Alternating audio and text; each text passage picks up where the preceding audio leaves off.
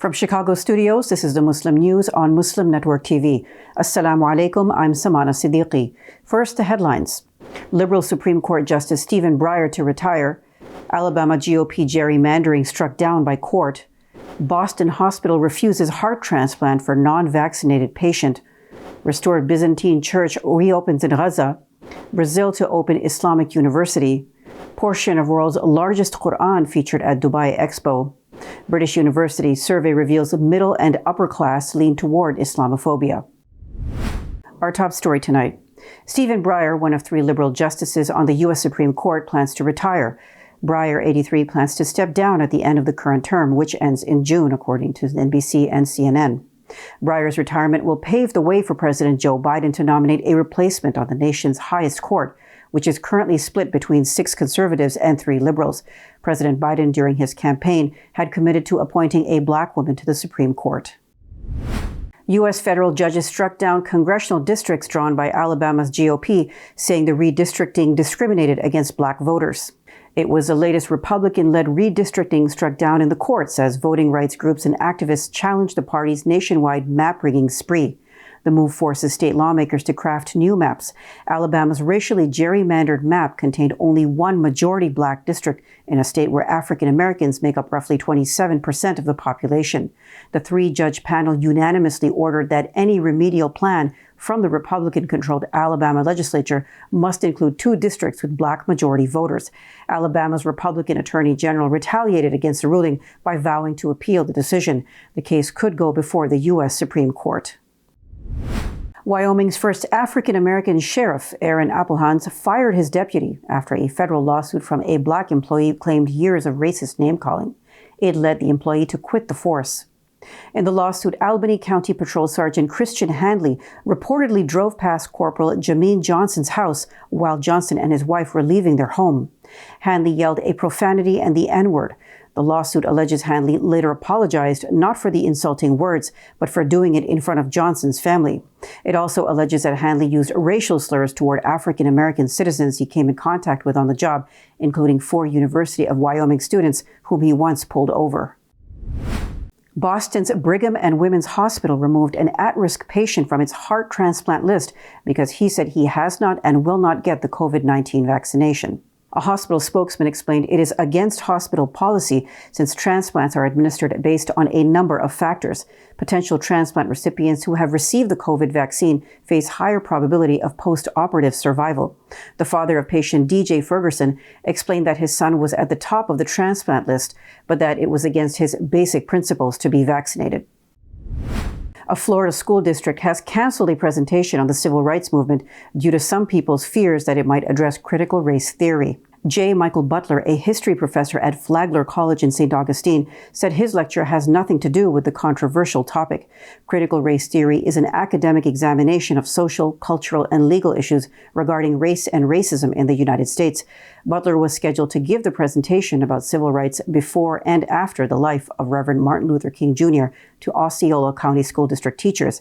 He said he was shocked to learn why the seminar had been canceled, but wasn't surprised because educators feel increasingly intimidated over teaching about race.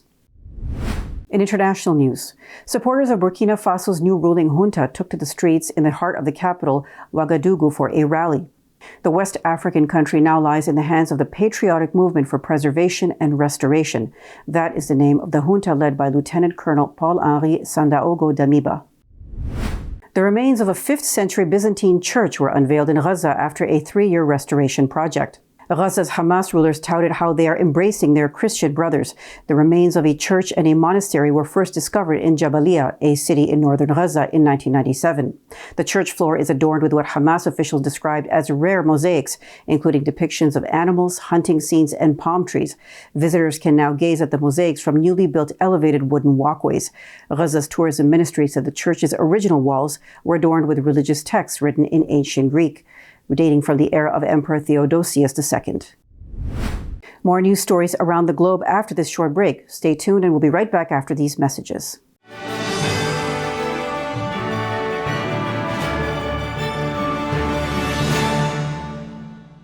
If I could be you, and you could be me for just 1 hour, if we could find a way to get inside each other's minds. Walk a mile in my shoes, walk a mile in my shoes.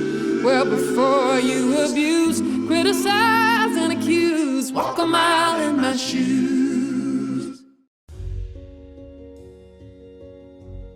Friends, our world is pulling together like never before. We're making huge sacrifices to keep one another safe. Scientists are working non-stop to develop COVID-19 vaccines and treatments. A vaccine will get our economies moving. It will tell our loved ones we're safe again. But we have challenges we must address. Right now, huge pharmaceutical companies are keeping the vaccine research a secret. They're deciding how many vaccines get made, how much to charge for them, and who gets vaccinated. This will no doubt leave billions of people behind. Pharma companies are putting profit, not people, first. Yet, billions of dollars of taxpayers' money is funding their work. We cannot let the CEOs of a handful of pharmaceutical companies decide our future. We need a vaccine that everyone can have free of charge, no matter where you live or whether you're rich or you're poor. We need companies to share all their research so we can make enough safe vaccines for everyone.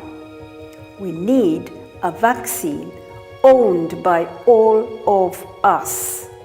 To end this COVID-19 pandemic, we need to pull together once more.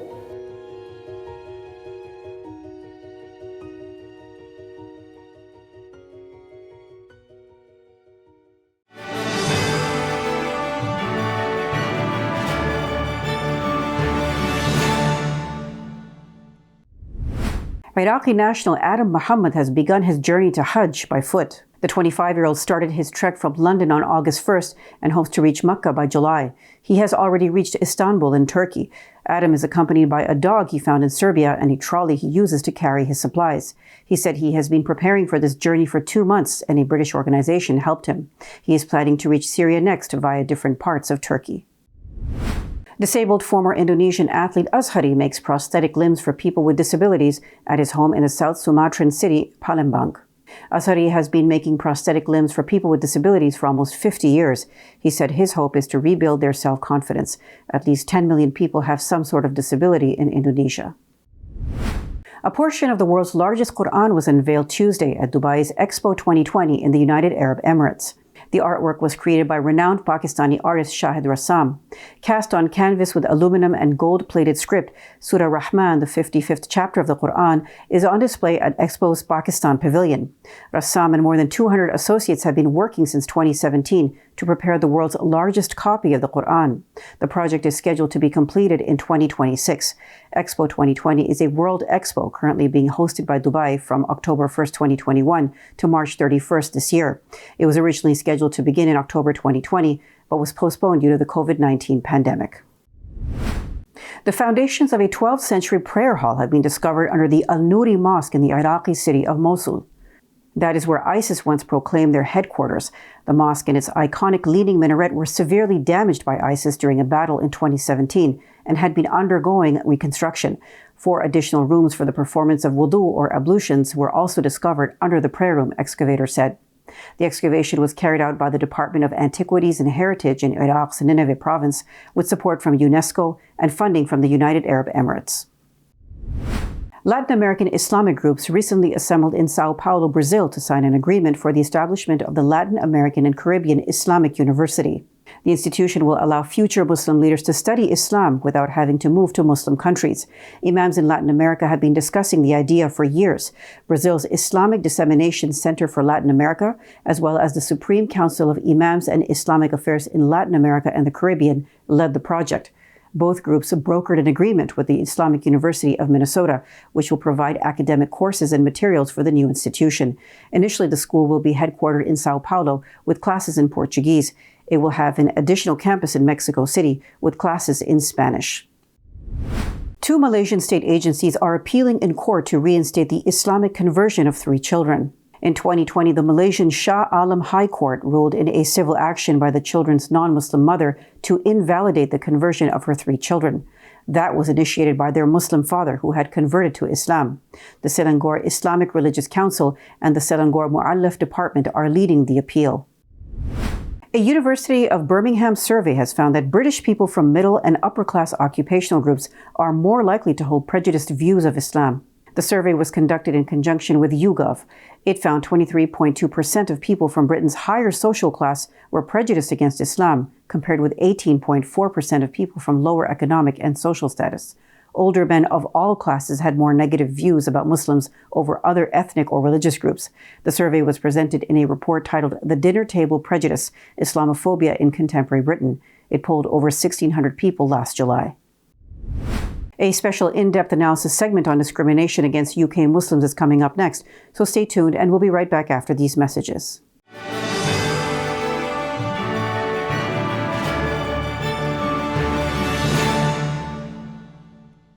There are 16 million children struggling with hunger in America. That's 1 in 5 daughters, sons, neighbors, and classmates who don't know where their next meal is coming from. Yet billions of pounds of good food go to waste every year.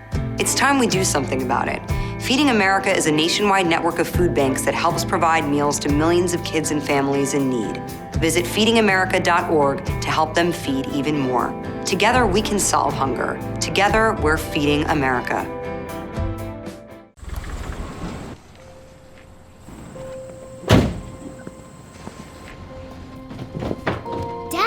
They took over my bedroom. Come on, come on. Okay, Dad. 1, 2, 3.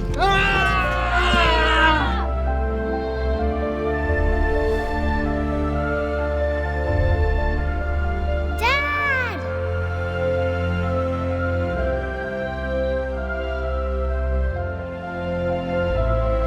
You saved me. Dad? Are you okay? I'm fine, dear.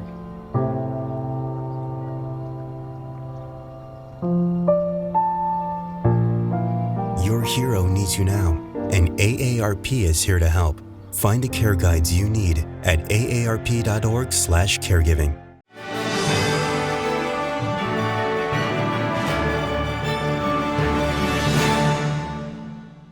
Welcome back. We share the findings of a recent report about discrimination against UK Muslims. The co-author of the report is joining Abdul Malik Mujahid from Birmingham, UK. Over to you, Imam Mujahid. Thank you, Samana. British Member of Parliament Nusrat Ghani said that her Conservative Party fired her from a ministerial position because she is Muslim. And now a survey has come out that British middle classes and upper classes have more Islamophobia than the working people. And there is a survey report out there. It's called The Dinner Table Prejudice, Islamophobia in Contemporary Britain. And we have the co-author of this particular report, Stephen Jones. Welcome to Muslim Network TV. Thank you for having me. Stephen Jones is a sociologist of religion with focus on Muslims in UK at the University of Birmingham. So were you surprised with the findings of your survey that 26% British view Muslims negatively? In truth, not entirely surprised by that. I've been researching Islam in the UK for many, many years now, and I've been looking at Muslim communities and responses to Muslim communities. And there's a fairly consistent stream of negativity when it comes to the way that Muslims are represented in the media, in our political class. The case of Nusrat Ghani kind of exemplifies, if you will, the way in which Muslims have been treated in politics over the years too. So it's not a huge surprise. The interesting thing was the way in which those kind of negative perceptions played out. So some of the ways in which, on certain questions at least, the negativity seems to be more concentrated amongst the upper middle classes rather than those who are working class, who are traditionally, in our political discourse at least, associated more strongly with anti-migration views and sort of intolerant views. One of the questions which you ask in your survey is about the Sharia no-go zones. Now, is that term, is that particular phrase is so well established that when you asked that question, everybody knew what you were asking about?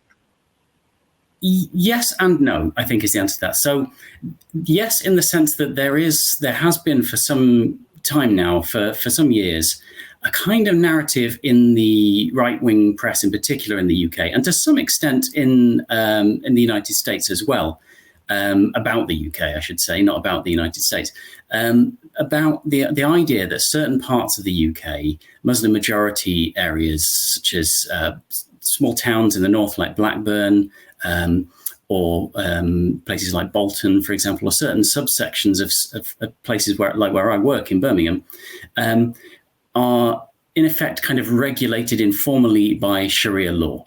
And this is something of a myth. There are sort of Sharia councils that do things like administer Islamic divorces informally, but there's nothing like the kind of claims that they're making. But those claims have been very, very widely repeated in the right-wing press, particularly our sort of centre-right publication, the Daily Mail, the Daily Express, the sort of right-wing tabloids that we have in the UK.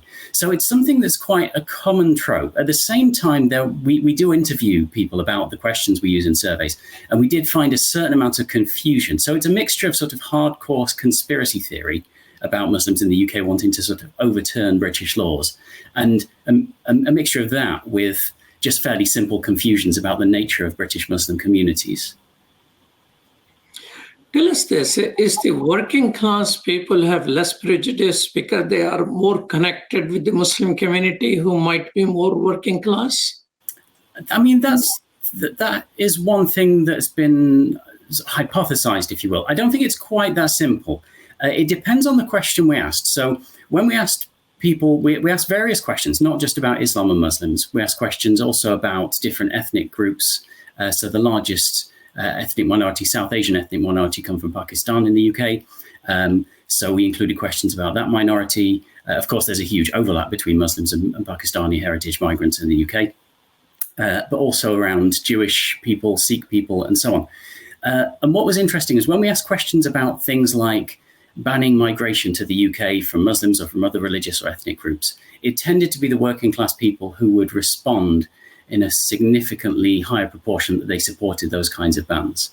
However, when we start to turn to questions about religion and religious prejudice, so we had one question in particular that sought to analyze whether people felt that Islam was a religion that was inherently literalistic, a kind of inherently fundamentalist religion, in contrast to other religions, which are much more kind of rational and free thinking, if you will. Then in those questions, that's where the sort of middle class prejudice seemed to come into being and sort of into fruition in larger numbers. So that's where we really sort of saw the middle class prejudice around those religious questions. Now, one of the things surprising, which most people in the United States might not have an idea about, is that there was more prejudice found when it comes to gypsies and Irish travelers. First, describe to us what is Irish travelers.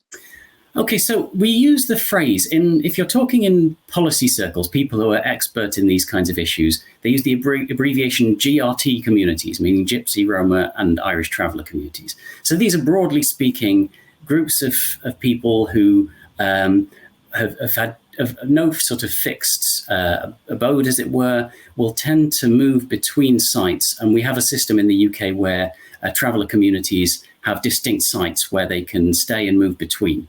The heritage of those two particular communities tends to be either Roma, that's more the case across the rest of Europe than it is Romani communities, which is more the case across the rest of Europe rather than the UK. In the UK, many of the traveller community members trace their heritage back to Ireland, so they tend to be referred to sort of colloquially as Irish travellers, and they're one of the groups that again gets much, much higher levels of negativity and prejudice than most other communities. Why? Oh, it's a good question. I think it's because of a variety of factors. I mean, historically, Roma populations have been heavily persecuted across Europe, and there's part of that in the UK too. The Roma, of course, were one of the, alongside Jewish people, one of the populations that were executed in the course of the Holocaust. So there's a long-standing historical prejudice. But there are also contemporary issues too, where precisely because they are an itinerant population that moves between places, there tends to be significant sites of struggle about where they locate. So I live, although I work in Birmingham, I live slightly outside the city, in a more rural part of the UK. And in more rural parts of the UK, where there will be traveller sites located, there are often stereotypes about criminality, for example, and there is often fierce opposition to the formal creation of Irish traveller sites, precisely because of those kinds of stereotypes. You know, Muslims remain in the news because of war on terrorism. Why gypsies and what you refer to as Irish travelers remain in the news? It's a very good question, actually, because in truth, there's less media coverage of traveller communities than there is of Muslims in the UK. And this is one of the reasons why the findings around traveller communities were somewhat surprising to me.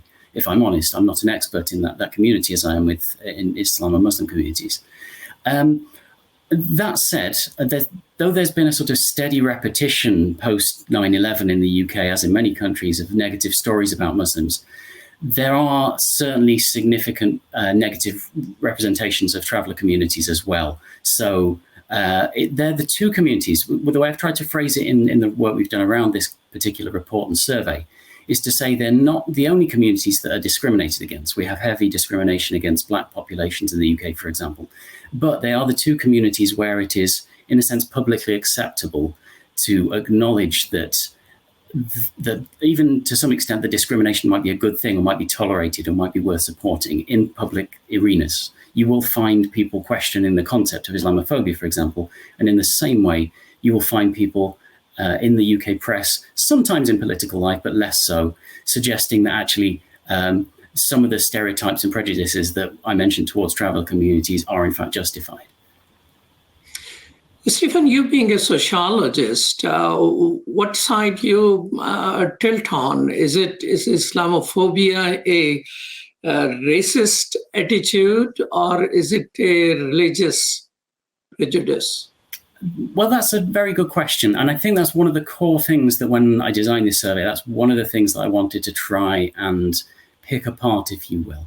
So in the United Kingdom, we have a fairly fierce debate going on about the definition of Islamophobia and whether the particular definitions of Islamophobia should be recognised formally by government, by different political parties, by councils, that's local and municipal government, and by different non-governmental organisations as well. So what's happened more recently is that those definitions have tended to emphasise the idea that Islamophobia is a form of racism. Now, I am not against that idea. I think it's fairly persuasively argued. Islam is a religion that in different countries has been racialized. In the UK, it tends to be conflated with being of South Asian heritage, so Indian, Pakistani, or Bangladeshi. At the same time, Islamophobia is a long-standing phenomenon that is intertwined with the emergence of modern racism. So I don't have an argument against necessarily the idea that Islamophobia is akin to a kind of racism. But what I was trying to do is highlight the way in which that at the same time it can be a form of racism. There are distinct stereotypes about Islam as a religious tradition, as a tradition that is sort of closed-minded or is fundamentally opposed to rational thinking, those kinds of things. And those are the kind of stereotypes we tended to find more widely represented amongst those who are upper and middle class, as we were saying. Share with us, your report, how has been its coverage in the British media? So far, so good, actually. It's been pretty widely covered, in part because of the case of Nusrat Ghani and the fact that emerged at the same time as we were releasing the report. It's been covered quite widely in the media, mainly in the liberal press. So our major liberal publication is The Guardian, which has some readership in the United States as well. So in there, but also within what we call Sky News. So that's the Rupert Murdoch partially owned, at least, news network, which is not. We have slightly stronger media regulation for broadcast media in the UK than we do in the US. So it's a bit harder to define news networks as being right-leaning or leftward-leaning, conservative or progressive.